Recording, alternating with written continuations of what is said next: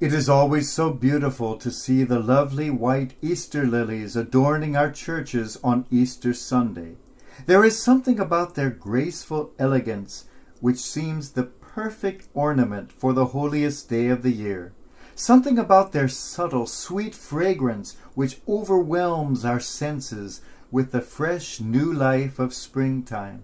Something about their trumpet-like shape which seems to announce in a grand fanfare the long-awaited news that life has triumphed over death. It is difficult to imagine the celebration of Easter without these magnificent white flowers. And yet there was such an Easter. 150 years ago, on Easter Sunday, 1865, the people of this country went to worship and found that all the joyful white lilies inside the churches had been painted black. The nation was in deepest mourning. The President, Abraham Lincoln, had been shot that Good Friday and died the morning of Holy Saturday. That Easter, April 16th, 1865, is still known as Black Easter. All across the country, the Easter homilies, always about death and new life, were now focused on one particular death, one particular life, and the resurrection of a heartbroken, war-ravaged nation. It was indeed a remarkable coincidence that the man who had so untiringly sacrificed himself to save the nation, to liberate the enslaved, and to extend mercy to all enemies, should see his sacrifice consummated on the very day when the greatest Savior, the most radical liberator, the most merciful brother of humanity, accomplished the ultimate sacrifice of the cross. The beauty of this alignment was not lost on the preachers, and certainly not lost on the people, whose sentiments were echoed by the Reverend C.B. Crane when he proclaimed, "Jesus Christ died for the world.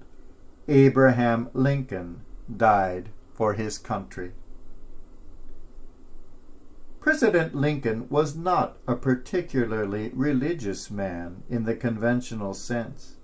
Pious, self-righteous people had often been appalled by his off-color humor and his neglect of what they would have considered religious duties.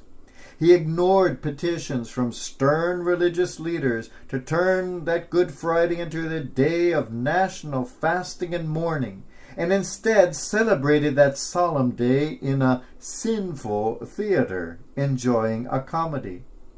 His religion was much simpler, much more human, much more of the heart. "When I do good," he said, "I feel good. When I do bad, I feel bad. That's my religion." Yet his life resonated with the words of the ancient prophet, fulfilled by the Christ and the Christ-like. "The Spirit of the Lord is upon me, because the Lord has anointed me to bring good news to the poor, to comfort the broken-hearted, to proclaim liberty to captives and release to those in prison." His inaugural address of 6 weeks before had captured the hearts of the people by laying before them the heart of the gospel.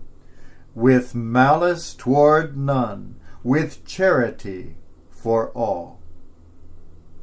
These simple words of merciful love now became his legacy, his gospel, his undying gift to a people in need of being raised up from the spirit of war and revenge.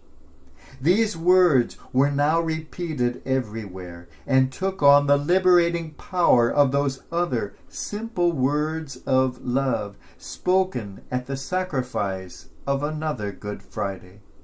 "Father, forgive them, for they know not what they do." This Easter we commemorate the Black Easter of a century and a half ago. The sacrifice of a man felled by an assassin's bullet. A man willing to die for the liberation of the enslaved, for the resurrection of a people. This Easter we commemorate the sacrifice of a man nailed to a cross 20 centuries ago. A man willing to die for the liberation of the enslaved, for the resurrection of all people.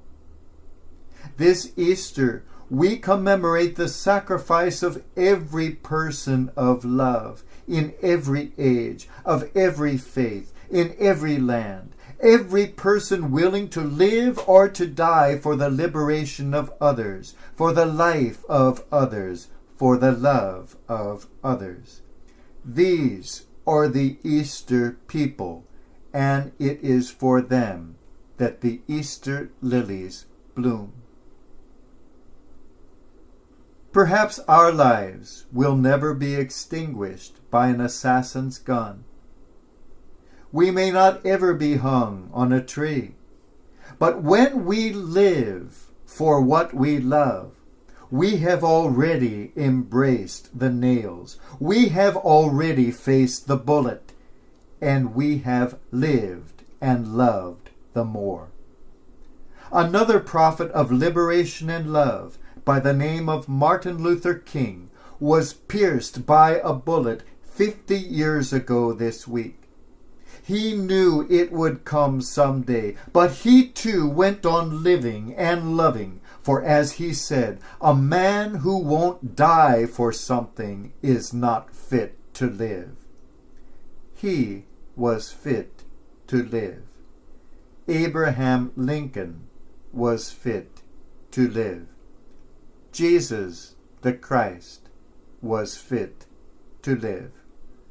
They were of the Easter people. Are we? It is for Martin that the Easter lilies bloom. They bloom for Abraham. They bloom for Jesus. They bloom for all who dare to live and love and live again. They bloom for the crucified, for the gunned down, for the laughed at, the mocked at, the scorned. They bloom for the hated, the downtrodden, the enslaved, the marginalized. They bloom for all for whom love is more powerful than fear. They bloom for all for whom life is more powerful than death. Embrace the living Christ inside of you. That life which cannot die simply because it is willing to die for love. And it is for us that the Easter lilies bloom.